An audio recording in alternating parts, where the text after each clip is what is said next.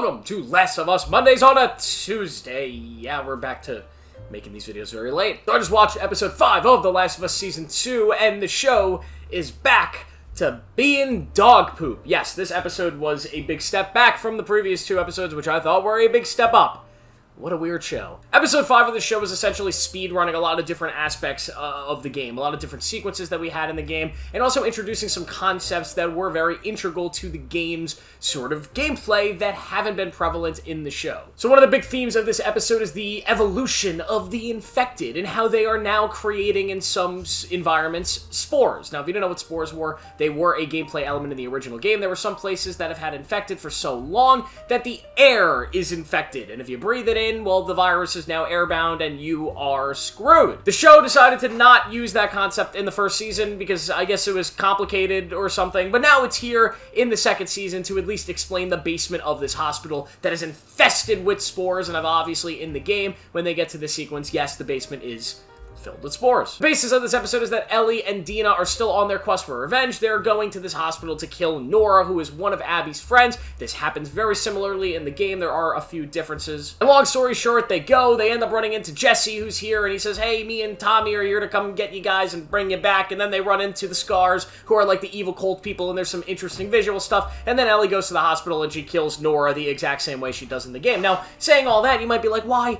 is this episode a step down? It seems to follow the game pretty faithfully. It seems to have a lot of action. Well, there's a lot about this episode that really started to tick me off. I've been one of the few defenders of Bella Ramsey out there. I've been waiting to give her a chance. I thought there was a lot of stuff early in the season she actually did well, and I think most of what's actually wrong with this character has to be with the writing. Because the version of this character she's playing is not Game 2 Ellie. There is no live-action Game 2 Ellie. We still, to this day, have not seen it. What we're seeing is Game 1 Ellie in Game 2, and it just doesn't work. Ellie is supposed to be a very sad, depressed, angry, vengeful human being. She is not the fun, jokey, witty character that she is in that first game, that witty little teenager. But in the show here, she is. She's still that goofy, little, charming thing that we don't really see any evidence that she's even bothered by Joel's death. I actually don't even understand her character's motivation for traveling to Seattle and wanting to kill Abby, because there is nothing in this performance or in the writing to suggest that this character is so upset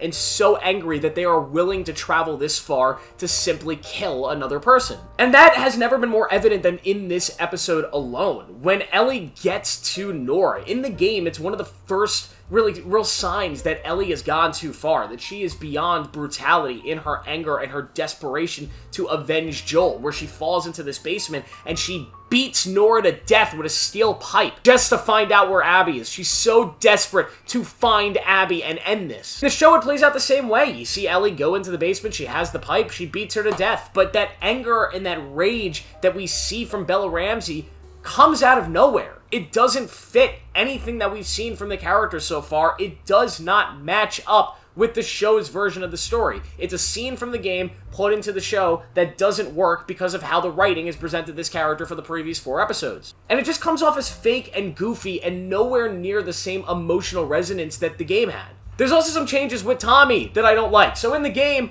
Tommy goes off to Seattle on his own to avenge his brother. He goes on a one-man Terminator quest to kill Abby and all of her goons. When you're playing as Ellie and you're with Dina, you're pretty much behind Tommy. You're picking up where he left off and you're searching for him in Seattle. But he has been there and he is going to business, baby. He is going ham. Tommy is a badass. In the show, well, no, Tommy did not go ahead of them. He's here with Jesse and he's just trying to scoop up Ellie and Dina and bring them home because Tommy's a boring piece of dirt in the show. He's just not very good in the show. The one thing I did like about this episode is the presentation of the Scars. This should have been our first introduction to what they are, who they are. They shouldn't have had all of these earlier scenes revealing them and showing them as sort of the good guys. This first scene of encountering them in the forest and being attacked and the whistling and how creepy they are and them executing a guy in one of the most brutal ways imaginable is so effective. And that was our introduction to them in the games.